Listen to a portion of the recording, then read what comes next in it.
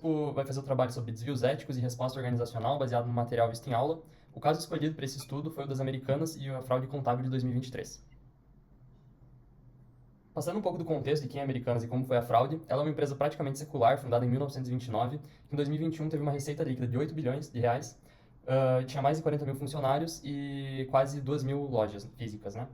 Era uma empresa enorme que em 2023, com o novo CEO assumindo, o Sérgio Rial, um famoso executivo, apenas 10 dias depois de entrar no cargo, ele já pediu para sair, revelando uma irregularidade contábil de 20 bilhões de reais por meio de um fato relevante.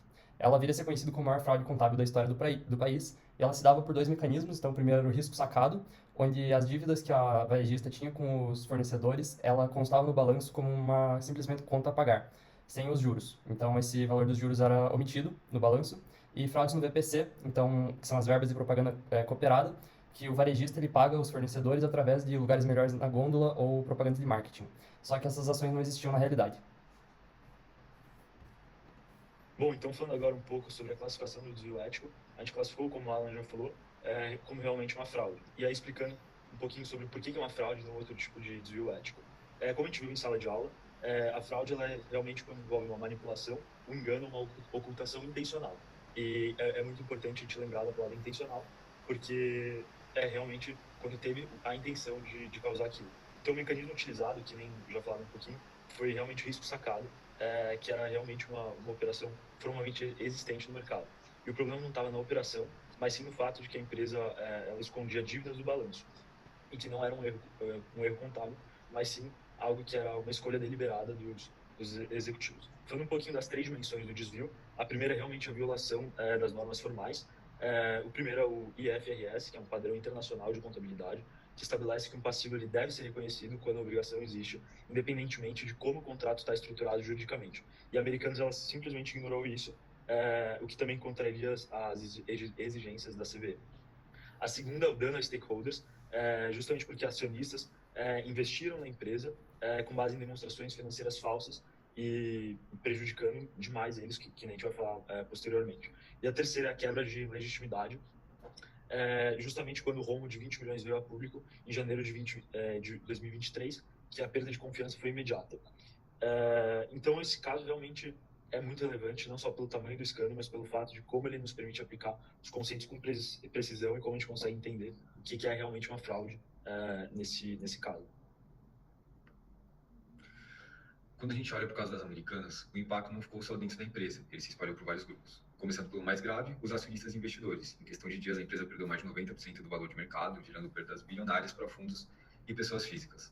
Ao mesmo tempo, os bancos e credores descobriram que estavam expostos a dívidas muito maiores do que apareciam, que levou a diversas renegociações e provisionamentos que também foram bilionários.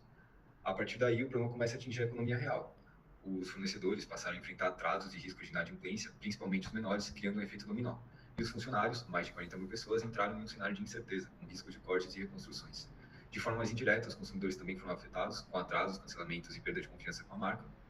E até os reguladores, como o CVM e a B3, entraram na história, abrindo investigações e sendo pressionados por possíveis falhas na revisão. Então, para entender o que a Americanas fez depois do escândalo, não basta só a gente listar as ações, a gente precisa entender a lógica por trás. Então, aplicando o modelo de Hessel aqui, na etapa 1, que é entender o problema, a Americanas se deparou com uma situação de gravidade extrema, que era 20 bilhões de passivos ocultados. E o risco de solvência era real imediato e não tinha tempo para um planejamento cuidadoso. Na etapa 2, que é identificar os stakeholders, a diretoria mapeou que a pressão mais intensa vinha dos bancos credores, investidores e da CVM, que podiam forçar a liquidação da empresa em dias. Agora, os funcionários, fornecedores e consumidores que tinham um menor poder de pressão ficaram em segundo plano. Esse é o primeiro sinal de uma resposta que vai se tornar defensiva. Na etapa 3, definir a posição, os gestores precisaram escolher uma prioridade e a Americanas escolheu evitar a falência. Então, reparar os danos e reconstruir a reputação ficou em segundo plano. Essa escolha não foi um acidente, foi uma decisão consciente, influenciada por três coisas: pela escala do rombo, pelo risco criminal dos executivos e por anos de cultura de encobrimento que já haviam na empresa. Na etapa 4, que é a de implementar, vieram as ações concretas. Então veio o pedido de recuperação judicial de 43 bilhões de reais, a demissão de toda a diretoria e a contratação de auditores independentes. Na etapa 5, os resultados, a gente pôde observar perda de confiança duradoura, queda permanente das ações, né, da empresa, processo na CVM, 3 executivos denunciados pelo Ministério Público Federal e uma reestruturação que está em curso ainda hoje em dia. Então, o modelo de Herzl ele ensina para a gente que o desvio não termina na fraude, ele continua e muitas vezes pode se aprofundar no processo de resposta organizacional. É exatamente isso que o Eduardo e o João vão explorar no próximo slide. Agora falando um pouco aqui mais sobre o tipo de resposta organizacional feito pela Americanas, quando a gente analisa a reação dela, fica evidente que a postura foi predominantemente defensiva. Ou seja, ao invés de assumir responsabilidade de forma imediata, os ex-diretores buscaram atribuir a culpa a terceiros, como auditores e bancos. Além disso, a estratégia adotada na recuperação judicial priorizou a sobrevivência da empresa e não necessariamente a reparação dos stakeholders afetados citados anteriormente. Outro ponto crítico foi a comunicação lenta, pouco clara e sem o reconhecimento direto da gravidade do problema logo no início. Comparando isso com a resposta acomodativa, vimos que isso tornou de forma negativa a imagem pública da Americanas. Partindo agora para a resposta acomodativa, que seria o caminho mais ético, ela deveria focar em 4 pilares.